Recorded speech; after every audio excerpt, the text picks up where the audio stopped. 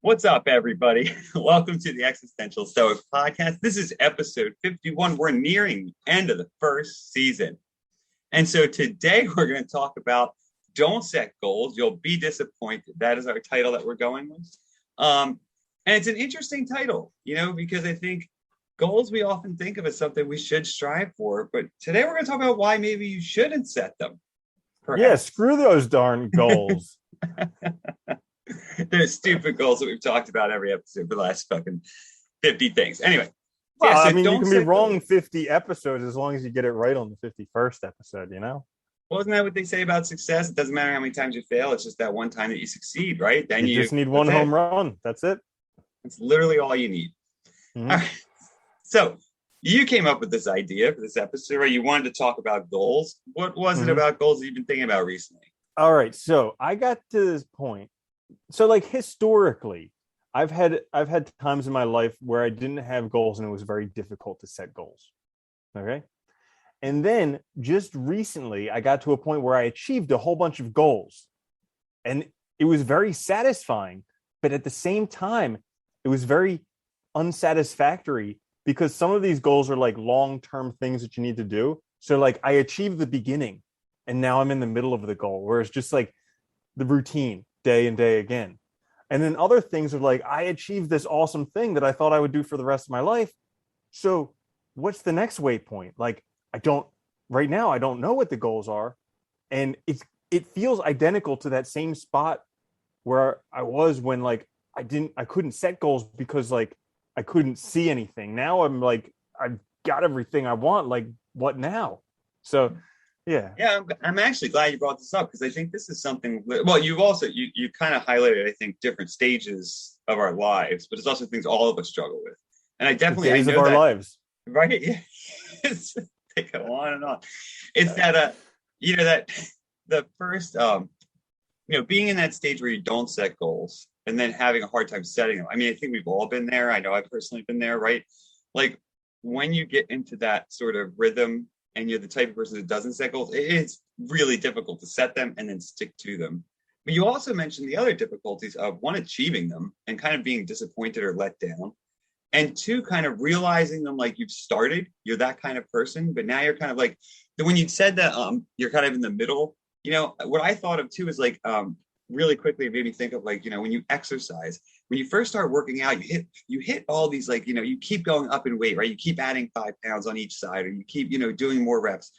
But invariably you will hit a plateau at some point. And that plateau, I mean, anybody who's exercised and worked out like seriously knows that that plateau can go on for quite a while. And then it feels like, am I just maintaining this? Am I just going all this time just to keep this, or am I going to increase more? And it's like, I think that is a difficult point because it starts to feel like that hedonic treadmill, right? You get used to it. It starts to seem, why am I doing this? And yeah, so it can be really disappointing. So, all right, there's a lot to talk about then, I guess.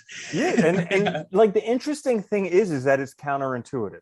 So Yeah. like when we set these goals, we set this if then like happiness fantasy where when I achieve this, then I'll be happy. And so like you set these goals and then you achieve them and then you're like I'm happy, but I'm also somewhat disappointed. Yeah. But I'm also actually kind of really disappointed.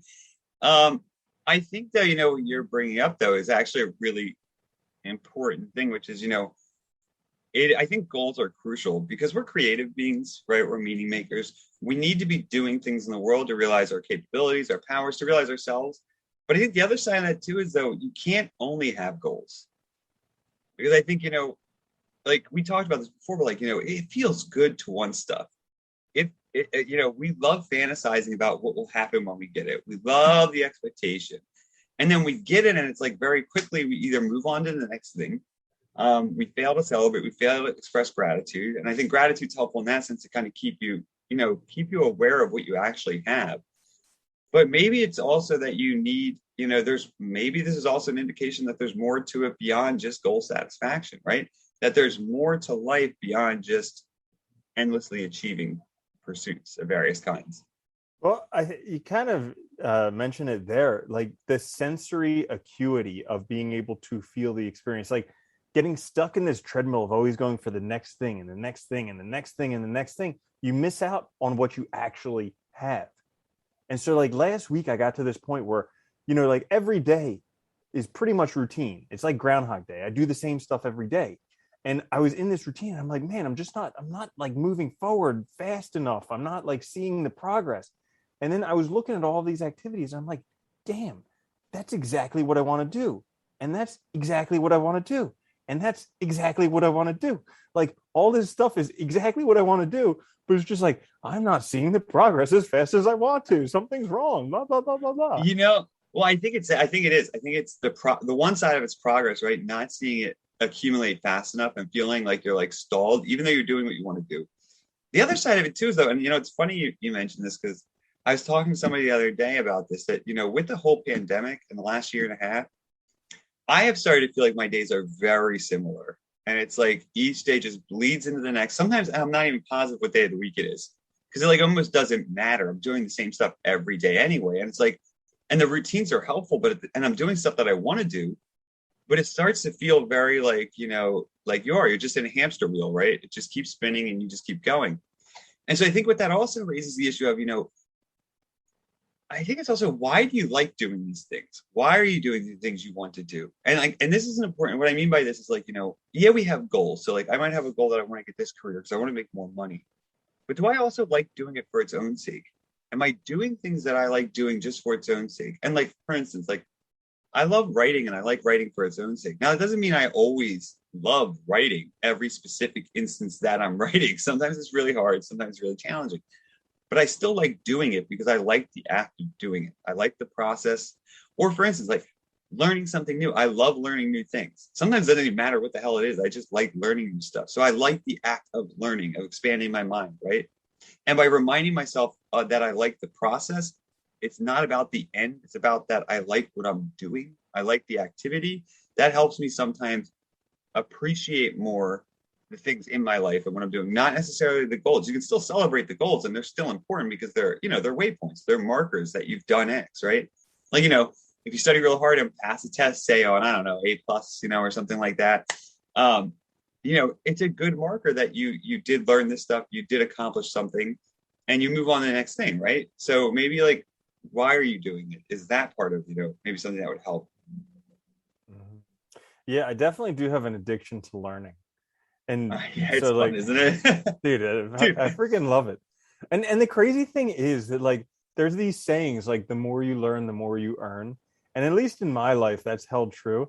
And it's just like, man, how can some people like not want to learn? It's like literally like you want money, but you don't want to learn. It's like you're shooting yourself in the foot. It's funny. If we're going to talk about this for a second anyway, it's funny too, because I think, I noticed like I mentioned it before, but like Nietzsche's book, Anti-Education and stuff, like he criticizes all the specialization, and we're seeing it more now than ever, right? And it's like one of the things he said is like when you specialize too much in school, you find that these people are very smart in very one specific thing, but they're not good citizens because they don't know enough about a lot of things to make informed judgments. And I think we're seeing that more and more where people, they want to learn, but they're only learning for that practical goal of like a career rather than learning because that's part of a human life, is that we can learn more. And when you learn more, you start to see different connections and you start to be able to apply these things in new ways and think differently. And I think that helps us also be better people in the world, right? Because we're more likely to understand other perspectives, other interests, so forth and so on, right? It makes sense because when you specialize in one little niche, basically all you learn is what doesn't work. So you learn that doesn't work, that doesn't work, that doesn't work, that doesn't work. Whereas like when you generalize, you can just form all these connections because you're like, well, this works over here, so why don't we try it over here? Or this works over here, and this. So it's kind of like a completely different mentality with what you're doing. Oh yeah, and it's funny. Like I noticed, like Epicurus had made a clear connection between like our fears and our ignorance, right? And I think that's totally true. When you know a lot, even a lot about different things, but even just a little, you're less afraid of stuff, and you're less afraid of new stuff because it's not so foreign, right? It might look different. It might involve some different type of thinking, but you've experienced that already in some other area. And so it's not scary.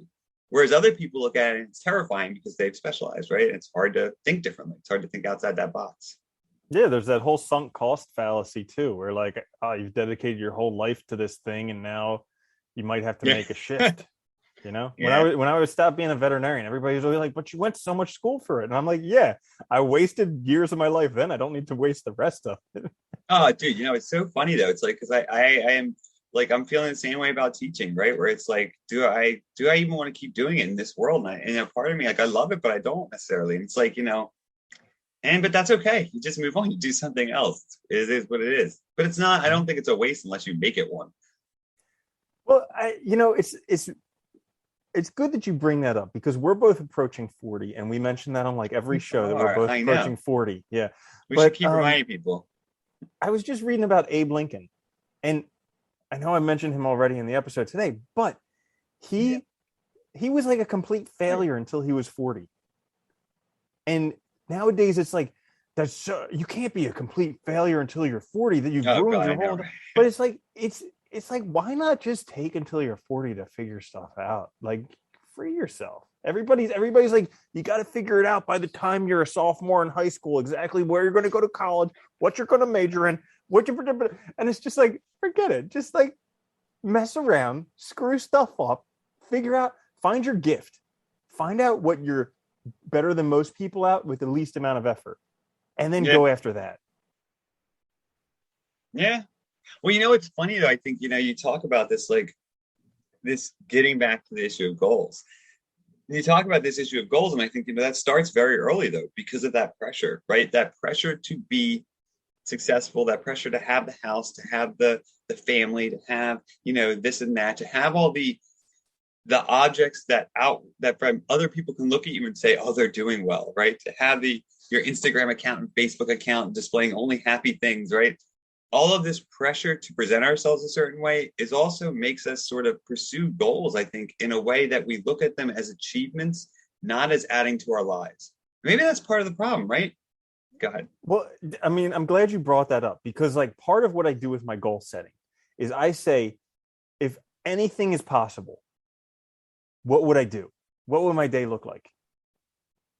And so now I have that day, and I'm kind of scared that I don't have like bigger, more badass goals, because it's like, I really enjoy what I do, and it's just like, but I don't want to get caught in that area of not having some type of goal, because a man without vision perishes, and like if I don't have some direction that I'm headed, eventually just get stagnant.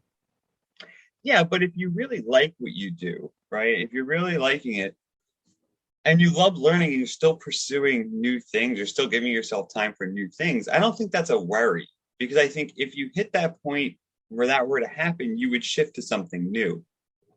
I think the crucial thing is having new projects, keep learning, keep pushing yourself to try new things, because then you're always effectively in a position where you can shift if you need to, if you start to stagnate.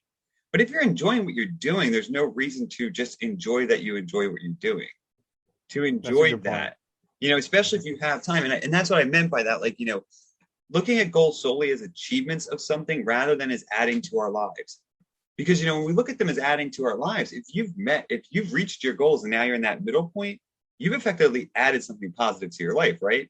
You've improved your life and now you can enjoy that. Okay, so let me ask you a question then. Okay. I have put off buying a PlayStation for probably about 2 years now. I'm well aware. Yeah, I know. Because that's something that like I enjoy, but I know that if I start playing, there goes 2 hours of my day every day. And it's just like, striking that balance, because between like finding things that I just really enjoy doing and using that time for something more productive.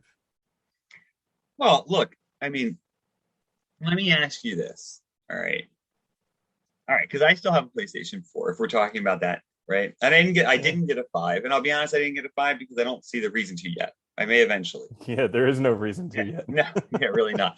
That said, though, I love the 4. But I mean, do I play? I like having it because honestly, I don't play video games often at all. Once in a while. Now, see, that's the thing, though. We have a Nintendo Switch too, and once in a while, I will get a game that I enjoy and I will play it. I look at it like reading a book. There's books that I read to learn. There's also books that I read just for fun, like fantasy books or science fiction.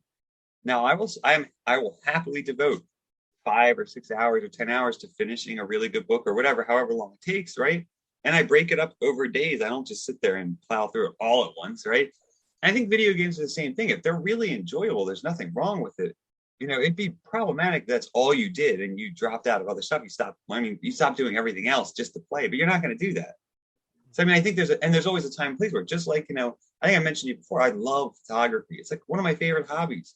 I don't do it every day. I wish I could. I wish I could go all day and just take pictures.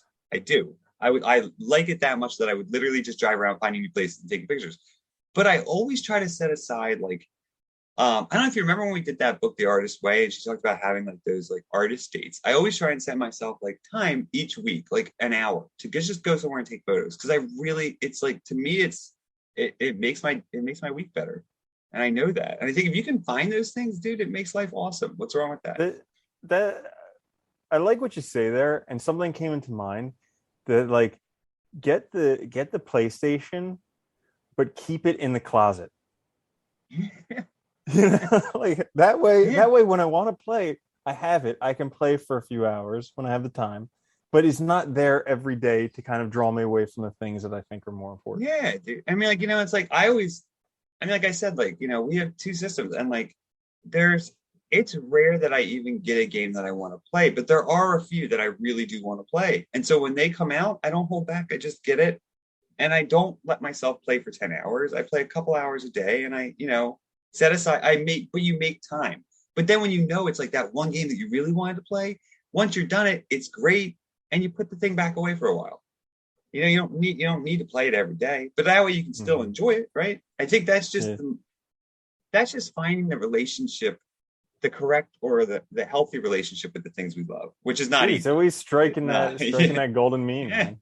It is. But I always hate when people like talk about they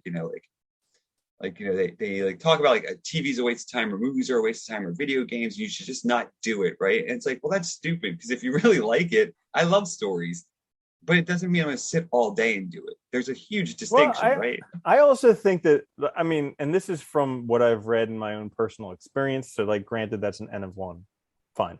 But like, I think that sometimes generalize wildly. I know, totally. I think that sometimes you have to like tip the scale very far in order to get in the direction of what you want. So, like, when I was struggling financially, I had to tip the scale very far to living a very lean life and investing in my future to be able to be a bit more comfortable financially. And like, I think sometimes with learning, it's the same thing, where like sometimes you just need to go all the way in order to kind of get that momentum that you want. So yeah, I don't remember what my point is, but there's. I like that point though. It's a good point. No, I think you're right though. Sometimes, like with goals and stuff, and I think too, especially like what you had mentioned earlier about like achieving a goal and hitting that plateau. Sometimes you just have to throw yourself off in the deep end though to motivate yourself and really get to that, and when you're learning something new, especially, I think there's something people, learning on your own. A lot of people struggle with this, I think, because they don't know how to teach themselves. And they get frustrated quickly. And so like they don't really actually go any further than just the very beginning of a subject. And sometimes you need to give yourself a difficult project. Sometimes you need to just throw yourself fucking in it, because that's the only way to really muddle your way through and figure it out and actually learn how to do it. Because you fail a lot in that process, Sorry. And trying to strike the mean there too, because you have to go all in, but also you have to be persistent. Like, that's why so many people rely on learning from someone else, because class is there. They already paid for it. They have to go every Tuesday. Even if they don't understand it, they have to go. But like, when you're doing it yourself, there's not that forced persistence. And like, that's a skill that you can actually learn and then apply it and be useful. No, I'm glad you brought that up, right? That people like paying for classes because it gives them a schedule. It's like, you can make the schedule yourself. You can do it so easily. And it's like, but yet there's not that external pressure, right? Of you have to do this, you have to submit the test, but you can do it yourself, no problem. And I think it's funny because like with goals, I think, it is this difficulty that I think a lot of things get disappointing very quickly. And it's true, because I think a lot of us too we tend to fantasize about really just object acquisition, right? Getting the newest, latest, greatest phone or laptop or newest video game console or whatever. And it's like, when that's what you're focused on and you're looking at those things only as having the latest and greatest, guess what? You're going to be disappointed super fast. Because if you're not asking yourself, why am I getting it? What do I actually want it for? What is it that I actually want to do with it? What do I want to use it for? And how am I going to maximize my benefit out of this thing? And then you can ask yourself serious questions of, is this goal even right for me? And I think, because I think that applies to everything in life, dude. Like when I think about my day, I try and do a lot of different things during the day because I have a lot of interests. And like, yeah, sometimes it's hard, but I think they're all important. And I think that's the difficulty, is finding those things that like still are adding value, not just getting it because you think it'll make you look or appear better, right? That's not really helpful. Mm. Yeah, and then once you figure out what those things are, and once you start doing it, then it comes back to that sensory acuity, like actually experiencing yourself doing it. Yeah. Because it's so easy to get that thing and then be like, what's the next thing? As opposed to like get that thing and then actually experience it.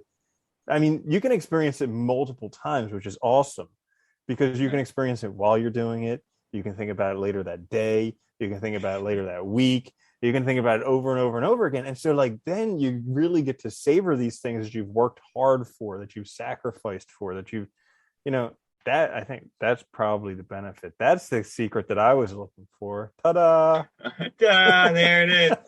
Yeah, it's funny how much I think it does come back to imagination. And because we all get caught up in these fantasies of wanting something. And I think sometimes you have to turn that imagination into other ends, right? Like you were just saying, instead of fantasizing about the next object, the next goal, thinking about how great it was or how cool that problem was, how you overcame it, and really thinking about, kind of helping build yourself up too and leveraging that for future things. Because I think we forget that too, that like a lot of times I think we forget that, we've done all these things in the past. We've overcome all these things, and we can use that imagination to also help us when we approach new obstacles and overcome new difficulties, right? Definitely. And it gets you in such a better, like when you start thinking about these good things that happen that you've been working for and you finally got them and you got to enjoy. And even if it is superficial stuff, like even if it is the car that you got to drive or the phone that you got, or like, walking past people and feeling better than the Joneses, like even all these superficial things, if you can actually enjoy that, then you're winning. That's it. Yeah. There's nothing wrong with it. I mean, it's funny too, I think. But that's what I meant, like, knowing why you're getting it. Like, like, are you getting the newest video game console just because you want the PS5, just to have it, to say you have it? Or are you getting because you really do like certain games, you want to play them? I mean, I think there's nothing wrong. I love that. There's fun. So I think it's like, allowing yourself to also experience the pleasure, right? Allowing yourself to also be aware of why you find it enjoyable. Yeah, can help us. But it's funny because I think you're right, though. I think so many people struggle with that. We talked about that before, the hedonic treadmill, the disappointment with goals. Because I think we all do, we all wait so long for these things. And then we get them and we're like, damn, that's it. Now I got to do something else. Like, because, we talk, everybody's lazy. Yeah, we think these goals are going to solve all of our problems. We think that once we get that, then everything will be solved. No more problems, no more worries, just sunshine and rainbows from here on out. I know, it's the biggest fallacy, right? It's thinking that, getting this one thing will magically make us happy, will magically make us mentally healthy, will magically make us, better. And it's like, it doesn't. It's a whole thing that you got to work on. So, yeah. Yeah. So now that we talked about how goals are disappointing, I think we should give some people some instruction on how to actually set goals and, become disappointed. Right. Yeah, it's a good idea. Yeah. Yeah. I think the best one, I told you this after I heard it. I was listening to this self-help guy and he's like very well renowned. And he's like, setting goals comes down to figuring out what you want and writing it down. And I was like, damn, that's simple. Literally it. and yet there are whole sections of bookstores like all about setting goals. And like we have all these goal setting models and is it smart? Like all this stuff. And it's just stupid. Like, figure out what you want and write it down. Like how simple. It's funny. It's like, it is true. That's all it is. Because I think, what people don't realize too is like, if you get yourself a journal, a goal journal, call it if you want, if that helps, and list your goals every day, what you start to realize very quickly is that one, you start to figure out what you want. It's not at first. And that's the hard part, is at the beginning, I think you'll write down a bunch of random stuff that you may or may not really want. And you need to keep at it to figure out what you actually want. And that is the hard part, is figuring that out. But once you start to land on, that's what I really want, then what you find is after you've written them down, the planning process automatically kicks in. And I find that with myself. It's like you can't, once you've written it down for some reason, you can't help but start planning. It's like there is this weird connection and relationship between this is what I want to get it. And then all of a sudden your brain's like, okay, how do we do this? Right? How do we get that thing? It's amazing. Yeah, it works. Which so is why well. And like you do it in your spare time too, because you're like, these are the things I know I'm working towards. How am I going to get them? Yeah. Well, it's funny too. I used to have that, I remember when I was depressed, I used to have that mindset of like, where like, oh, I'd have these things that I thought I wanted. And then I'd look around and be like, oh, it's going to take too much work. It's too impossible. There's no point. But then when you start really writing it down and start seeing that like it's little things, you realize that, oh, wait, no, I have an hour in the day I can set aside to do this, to learn this thing. And yeah, it might take, and that's the bigger question, right? It's like, yes, it might take me 5 years to learn what I need to make this happen. Is it something I really want? Because that is the question. Because for each goal I pursue, each thing I really honestly pursue, I'm also not going to pursue other things. Like I might be taking an hour out of my free time. So that means I can't hang out with people as long. Or I can't sit and watch Netflix for 4 hours. I can only watch it for 3 or whatever, right? It's like, I think but once you start doing that, you start committing more and more time because you realize that this is what I really want and it's worthwhile, right? My life will be better if I do this. I'll be better if I do this.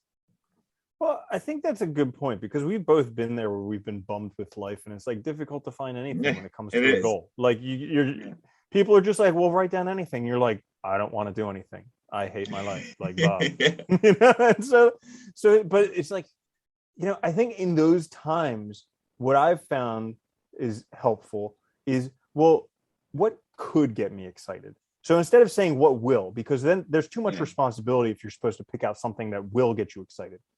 Be like, what could get you excited? And it's like, photo shoots with a bunch of scantily clad girls. I guess that could get me excited. So sure, why don't I put that down there? And it's like, how about getting that degree that's too expensive and probably worthless, but I've always wanted to do? Why don't I put that down there? And it's like, then you can start kind of moving because once you, like, if you notice those two things just, came to mind briefly. But if you notice, you're going to have to be around other people to move to different locations in order to do those. And I think that's one of the biggest barriers with depression and being down is that people get stuck in their room, in their bed, in the same exact routines that they've been doing forever. And those routines are generally what causes them to feel the way that they do. I mean, we talked about how emotions and actions kind of go hand in hand. So like by figuring out what could get you excited and then starting to move in those directions, it completely disrupts whatever you're doing. Well, no, it's true, right? You need to like, by writing those things down and starting to think that way, you're also forcing yourself to take a step, to take that first scary step.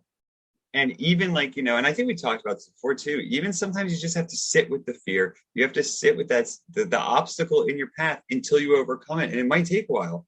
But, by doing that and by writing it down every day, you kind of you keep yourself motivated and focused. And also, there's a really good book called, I think, Learned Helplessness by Martin Seligman. Oh, yeah. And he has another one called Flourish. And so basically in animals, they showed that teaching an animal that it was helpless, that it couldn't actually do something, it would exhibit the same exact signs of depression.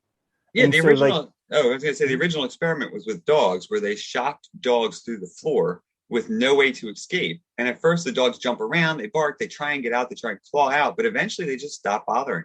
And they're just like, sad because it sucks, right? I mean, yeah, sorry, go ahead. Yeah. So then once you start moving forward, you start to realize again that you can do stuff.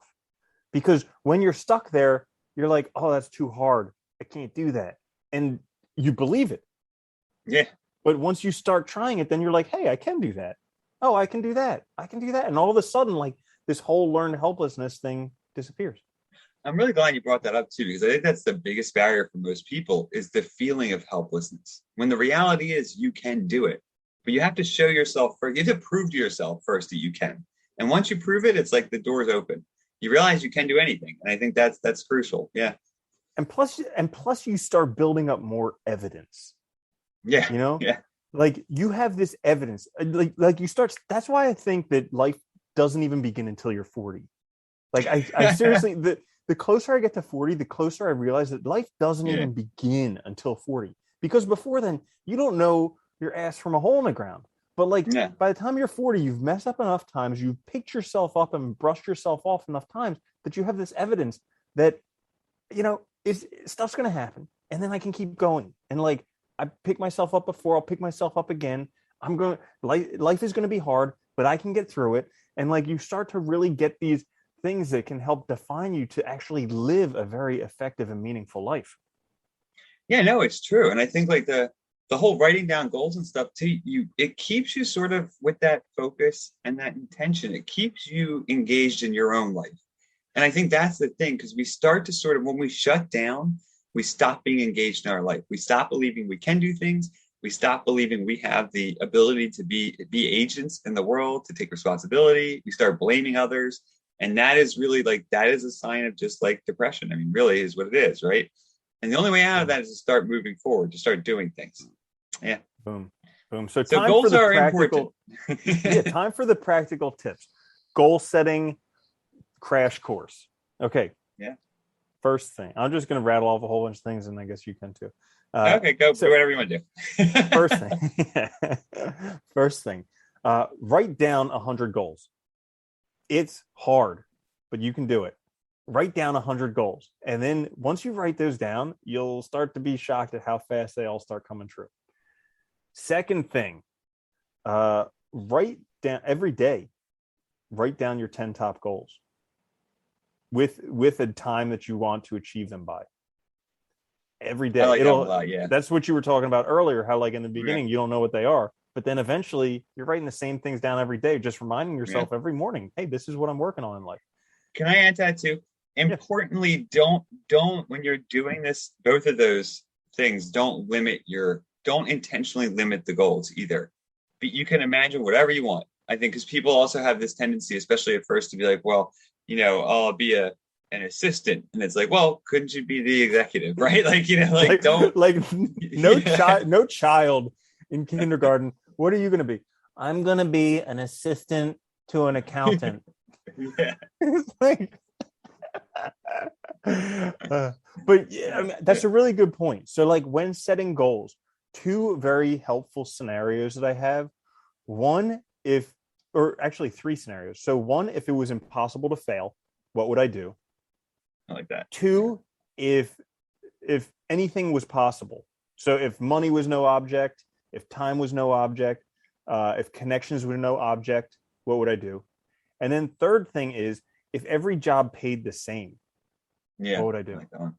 Yeah. I would also add too, which we talked about before, but if I was going to die in 6 months, what would I do?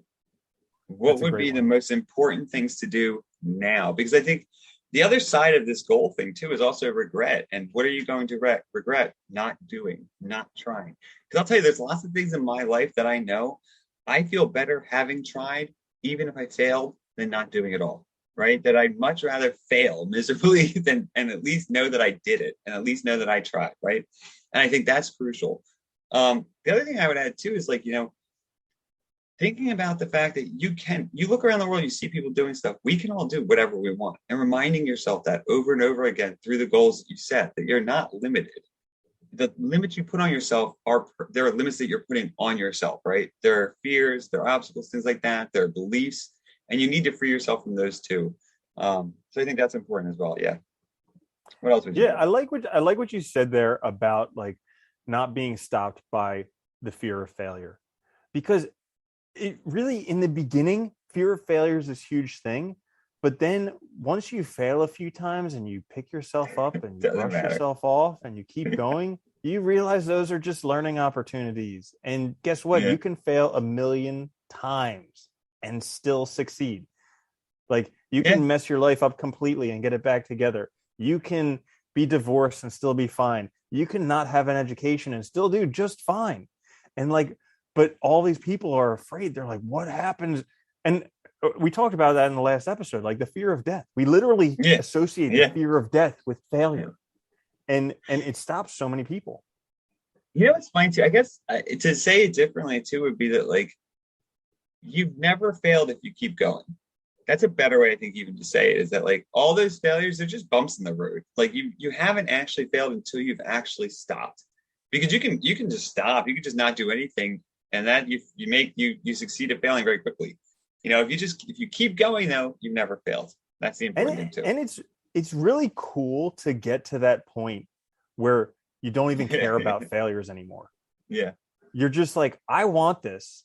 I'm just going to keep going. That's like a really cool spot to be. So like, if you guys aren't there, I encourage you to find something that you want and just be like, hey, listen, I know I'm going to fail a whole bunch, but I really don't care because I want this thing. So I'm just going to keep going until I get it. Well, it's funny too. I think once you start really focusing on goals and focusing on planning your own life, you stop worrying so much about other people because you realize it doesn't matter because you're starting to define what's valuable and what matters in your life rather than relying on others. Because when you rely on others, the only metric is to look outside and see what else they have and see if you have more. But when you're defining it yourself, nobody else matters because they have no way to make the comparison. There's no apples to apples in this case, right? So I think that's also important. When you get to that point where you're only comparing yourself to yourself, nobody else matters. Who cares? And looking back at what you were previously, I'm guessing most of you are doing a lot better now. So that's right. That's the important metric. That's what matters. Yeah. Anything else you want to add? No, dude, I'm complete. I'm good. I think that was good. Yeah. So all right. So don't set goals because you'll just get disappointed. Don't do it. Yeah. That was episode 51. Don't set goals, you'll get disappointed. Oh man, only one more to go in season 1. It's crazy. Anyway, so this is the Existential Stoic Podcast. We'll be back midweek with a short, quick fix. If you guys check us out on YouTube, please subscribe, click notifications. That helps us out a lot. If you're listening on any podcast app, we're on all of them. Please subscribe. That also helps a lot. Share with your friends, share with your family, and come back and listen when we do our quick fix midweek. Until then, though, it was fun. Later, Andy. Later, Danny.